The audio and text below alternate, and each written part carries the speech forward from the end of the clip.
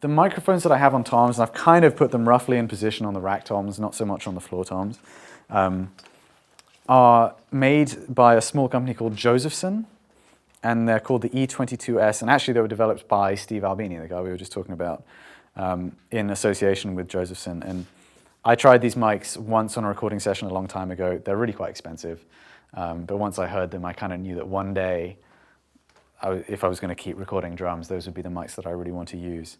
The industry standard mic for toms, can you grab that black microphone that's just on the side over there? I know they're all black. This one? That one, yeah.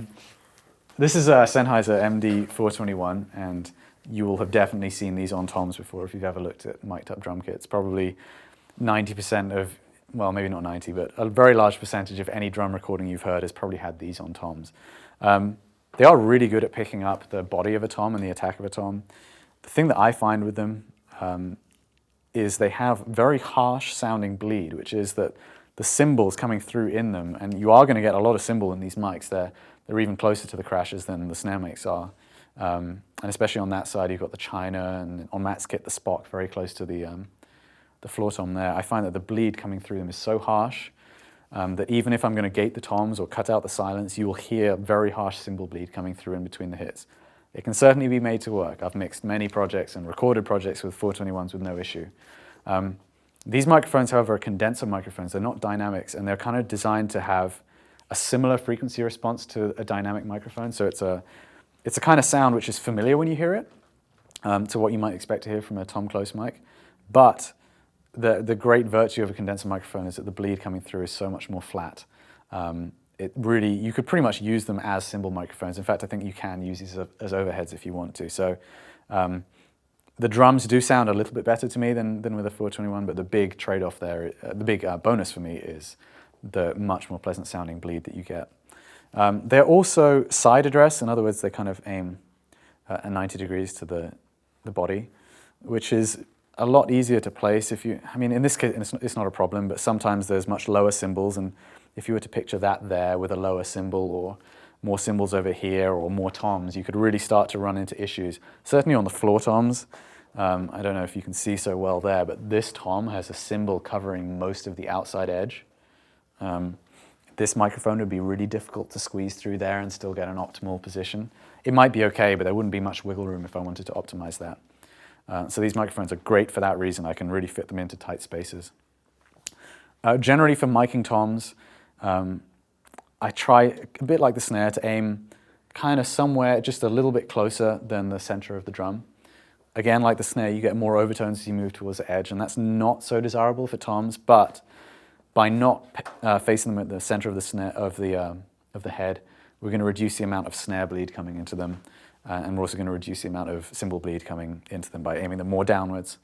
And with these microphones, I found that they're very flattering on any kind of positioning anyway, so I probably won't even have to move these, just eyeballing it. They're just a little bit over the rim and they're pointing in roughly the right direction. I'm sure those are going to sound great already. Some engineers, and in fact I as well, sometimes like to mic the underside of toms. It's kind of a luxury though. It's not the nicest sound in the world. It's very kind of, I don't know, it's not the full pleasing sound that you get from miking the top. But in conjunction with the top mic, it can yield a really cool sound. And it also tends to get less bleed. So if you're supplementing the signal with another signal with much less bleed, you can reduce the overall amount of cymbal bleed in the tom sound. However, when we've got 4 toms, that means we're using 8 inputs on toms alone. Even just when it comes to mixing, having that many tracks can be a bit of a pain. And I know I can get perfectly good results with just top mics. So like today, I'm just going to do top mics.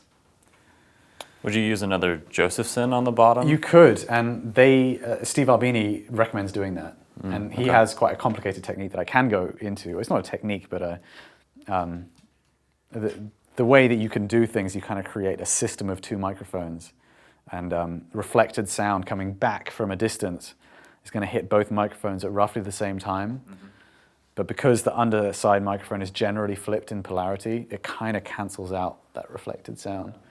It doesn't work so well for close sounds, and the 2 mics need to be at a similar volume in the mix, which is also something which I don't really like. For underside mics, I really like the cheap Sennheiser E604s. That's the same range as that kick drum mic. And again, a lot of people kind of look down on that. But they're very lightweight clip-on mics and they have a really full sound. And just because you can clip them onto the rim, it means you've got less stands around the kit. They can be a lot neater. And to me, it does a really good job of capturing that side of the drum, which is not too crucial anyway. So that might be what I would do for that. Should we move on to cymbals? Yeah. Well, actually, one sec. I'm going to put these mics into position.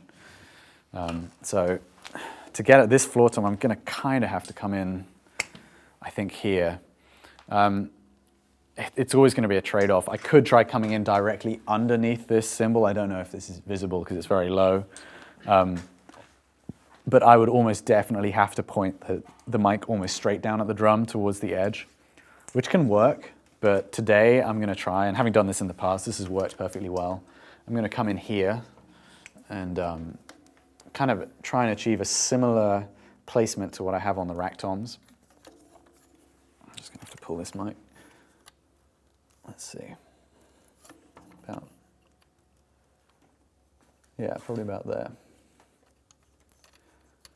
I'm also trying to make sure this isn't actually touching the hardware. It is a little bit.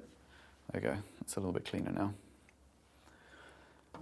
Now, invariably, if Matt's playing the Spock cymbal and the floor toms, we're going to get a lot of bleed coming through that.